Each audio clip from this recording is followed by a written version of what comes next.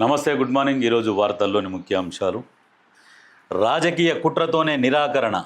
London meet and గ్రీట్లో మాట్లాడుతున్న ముఖ్యమంత్రి రేవంత్ రెడ్డి.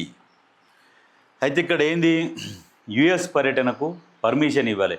ఏమనంటే మేము ముఖ్యమంత్రి గారి రక్షణ కోసమే ఇవ్వలేదని సాకులు చూపిస్తుంది.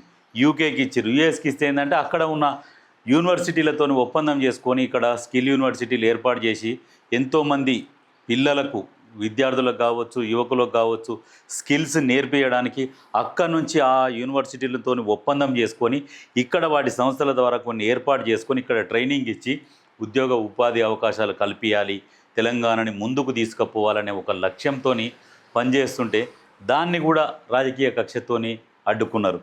ఇగో కేంద్రం కక్ష సాధింపు చర్యలకు పాల్పడింది.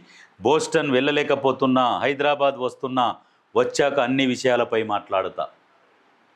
అంటే ఇప్పుడు మనం ఒక పని మొదలు పెట్టుకున్నాం, పనిని సక్సెస్ చేసుకోవాలనే ఒక లక్ష్యంతో పోతున్నాం. ఇప్పుడు అక్కడ పోయి రాజకీయాలు అయితే చేసేది లేదు కదా. ఏంటి అంటే తెలంగాణ అభివృద్ధి చెందుతుంది, ఇవన్నీ తీసుకొస్తే ఈయనకు మంచి పేరు వస్తుంది అని చెప్పేసి ఏంటంటే బీజేపీ బీఆర్ఎస్ లోపాయికారి ఒప్పందం చేసుకొని ముఖ్యమంత్రి గారిని పోనీయకుండా ఆపేయండి, అక్కడి నుంచి వాళ్ళతో ఒప్పందాలు అయితే యువత మొత్తం ఈయన సైడ్ మల్లుతుంది. రేవంత్ రెడ్డి సైడ్ యువత మళ్ళితే మేము ఏమీ చేయలేమైనని ఇంకో 20 సంవత్సరాల దాకా ఆయన అధికారంలోకి ఉంటాడు, అందుకనే మీరు అడ్డుకోవాలి, పోనీయకుండా చేయాలని చెప్పేసి రాజకీయ కక్షతోని అడ్డుకున్నారు. ఎంత అడ్డుకున్నా సరే ఉన్న దాంట్లోనైనా అక్కడి నుంచి వీళ్ళని ఇక్కడి నుంచి అధికారులని పంపించి వాళ్ళతోనైనా ఒప్పందం చేసుకొని రావాలన్న దిశగా పనిచేస్తున్నాడు.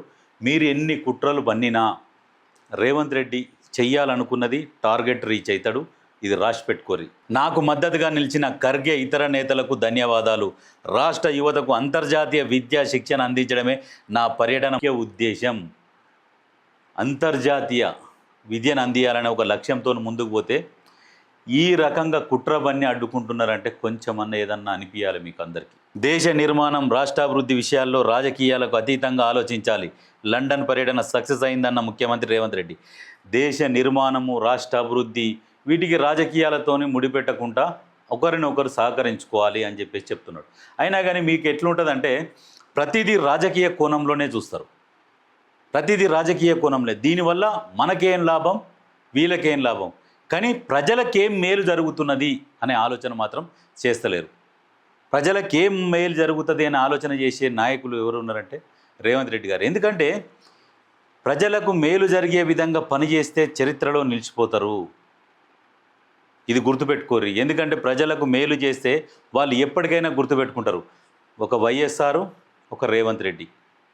వైఎస్ఆర్ కూడా చేసినప్పుడు ఇప్పుడు సేమ్ అదే తరహాలో ఇంకంతకు మించి ఇప్పుడు కాలం మారుతున్న కొద్దీ మనం పరిణితి చెందుతూ ఉన్నాం కాబట్టి ఇంకా అడ్వాన్స్ టెక్నాలజీ ద్వారా ఇంకా పిల్లలకు మంచి మంచి విద్యను అందియాలి, మంచి మంచి స్కిల్స్ నేర్పియాలని చెప్పేసి అంతర్జాతీయ విద్యను అందించే దిశగా పనిచేస్తుంటే ఈ రకంగా అడ్డుకుంటున్నారు. సరే, ముఖ్యమంత్రి రేవంత్ రెడ్డి గారు ఈరోజు వస్తున్నారు. వచ్చినాక ప్రెస్ మీట్లో అంతా ప్రజలకు వివరిస్తారు. ఏ నాయకుడు ఎట్లా చేస్తున్నాడు, ఎందుకు అడ్డుకున్నారు అనేది క్లియర్గా చెప్తారు.